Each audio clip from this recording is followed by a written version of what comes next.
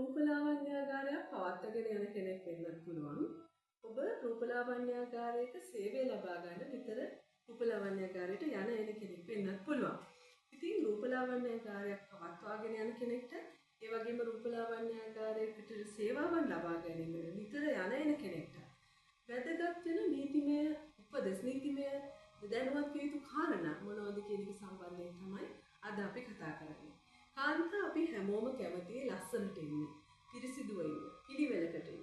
ඒක නිසා අපිට නිතරම අවශ්‍ය වෙන තැනක් තමයි මේ සැලෝන් එක. එහෙම නැත්නම් රූපලාවන්‍යාගාරය කියන්නේ. ඉතින් සැලෝන් යන ගෑනු ළමයින්ට, සැලෝන් පවත්වාගෙන යන ගෑනු ළමයින්ට මේ දේවල් දැනගෙන හිටියොත් මම හිතන්නේ ඔබගේ සේවය විධිමත්ව කරගෙන යන්න පුළුවන් ගැටලු නැතුව. ඒ නිසා අපි පළමුවෙන්ම අවධානය යොමු කරමු. අපි ඇත්තටම යන්නේ රූපලාවන්‍යාගාරයකට, සැලෝන් එකට යන්නේ ලස්සනට. සරලවම කිව්වොත් අපි ඉන්නවට වඩා අපේ පෙනුම ලස්සන කරගන්න, අපේ සම දීප්තිමත්ව ලස්සනට හදාගන්න. ඒ වගේම අපේ මුහුණ, ශරීරය හැමතැනක්ම අපේ කොණ්ඩේ මේ හැම දෙයක්ම ලස්සනට සකස් කරගන්න.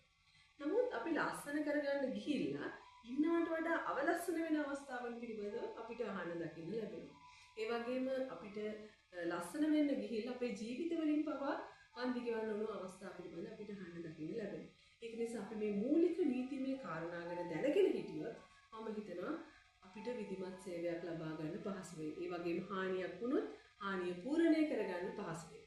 ඒ නිසා අපි බලමු පළමුවෙන්ම මොනවද අපි දැනගෙන යුතු කාරණා කියලා. දැන් ඔබ සැලෝන් එකකට එහෙම නැත්නම් රූපලාවන්‍යාගාරයකට යන්න කලින් ඔබ කාලය වෙන් කරව ගන්න. ඒ කාලය වෙන් කරව ගන්න එක ඔබට පුළුවන් ඔබේ ජංගම දුරකථනයෙන් එහෙම නැත්නම් සමාජ මාධ්‍ය මාර්ගයෙන්, ඒ කියන්නේ WhatsApp, Messenger මේ වගේ සමාජ මාධ්‍ය මාර්ගයෙන්, එහෙම නැත්නම් ඔබගේ දුරකථනයේ කතා කරලා අදාළ රූපලාවන්‍යාගාරයට අදාළ සැලෝන් එකට කතා කරලා කාලය වෙන් කරගන්න. ඒ අවස්ථාවේ ඔබට පුළුවන් මේ රූපලාවන්‍යාගාරය සමග ඒ ආයතනයේ වගකිව යුතු නිලධාරියෙක් සමග යම්කිසි සංවාදයක් පිළිසඳරක් ගොඩනගන්න. ඔබ ලබා ගන්න බලාපොරොත්තු වෙන සේවාව මොකක්ද? ඒ සේවාවෙන් ඔබ බලාපොරොත්තු වෙන ප්‍රතිඵලය මොකක්ද? ඒ සේවාව සඳහා මොන වගේ නිෂ්පාදනද භාවිතා කරන්නේ? දැන් ඔබ ගෝල්ඩන් ෆේෂියල් එකක් කරන්න යනවා නම්, ඔබ හයිඩ්‍රා ෆේෂියල් එකක් කරන්න යනවා නම්, ඒකෙදී ඔබ භාවිතා කරන නිෂ්පාදන මොනවද? උපකරණ මොනවද? ඒකෙන් අවසානයේ ඔබට ලැබෙන ප්‍රතිඵලය මොකක්ද? මේ දේවල්. ඒ වගේම ඔබ ඒ සඳහා අය කරන මුදල කීයද? ඒ හැම දෙයක්ම ඒ සඳහා කොපමණ කාලයක් ගත වෙනවද? මේ කාරණා පිළිබඳ අදාළ ආයතනයේ වක්කිය යුතු නිලධාරියෙක් එක්ක යම්කිසි සංවාදයක් ඔබ ඔබේ ජංගම දුරකථනයෙන් නැත්නම් සමාජ මාධ්‍යමයෙන්, WhatsApp මාර්ගයෙන්, එහෙම නැත්නම් Messenger මේ වගේ දෙයකින් යම්කිසි සංවාදයක් ගොඩනගා ගත්තොත් ඔබ සතුව පැහැදිලි සාක්ෂි තිබෙනවා. ඔබ ගියේ කුමන සේවාවකටද?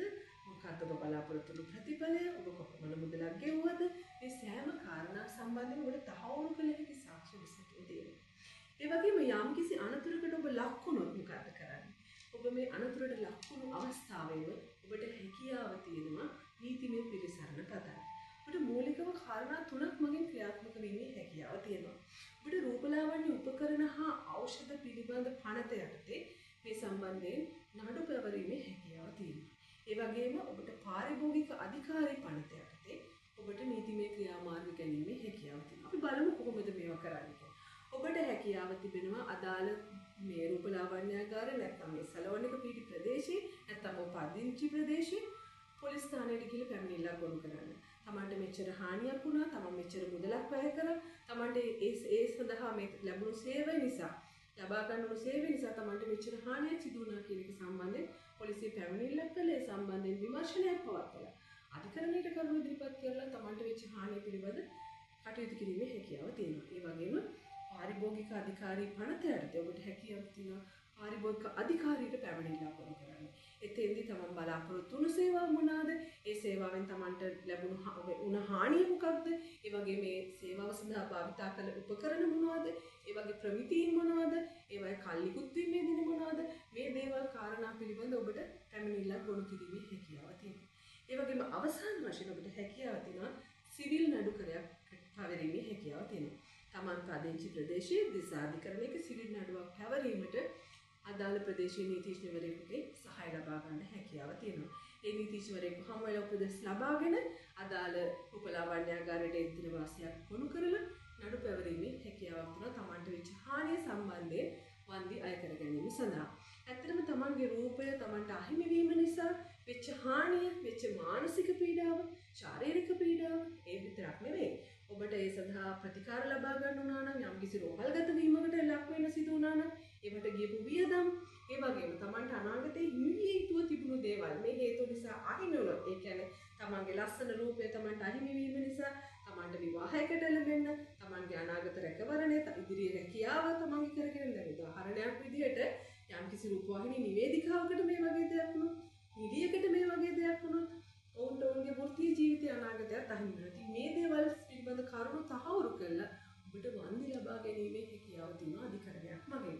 නමුත් ඒ දේවල් කරන්න ඔබ සතු පැහැදිලි සාක්ෂි තිබිය යුතු වෙනවා. ඒ නිසා ඔබ ලබා ගන්න සේවාවන් පිළිබඳ, ඔබ බලාපොරොත්තු වෙන ප්‍රතිඵල පිළිබඳ සහ මේ හැම කරුණක් සම්බන්ධයෙන් ඔබට සාක්ෂි ඇතුව ඔබ රූපලාවන්‍යාගාරයට යන්න, ඒ සේවාවන් ලබා ගන්න.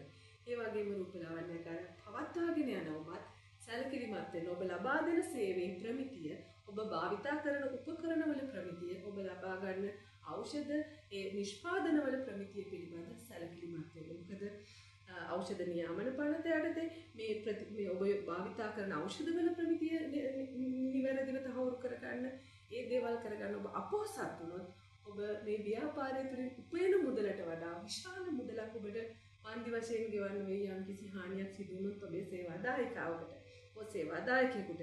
ඒ නිසා මම හිතන්නේ මේ කරුණු ප්‍රමාණවත් ඔබට සැලොන් එකක් පවත්වාගෙන යන්නත්, සැලොන් එකට යන්නත් කලින් ඔබේ ආරක්ෂාව තහවුරු කරගන්න.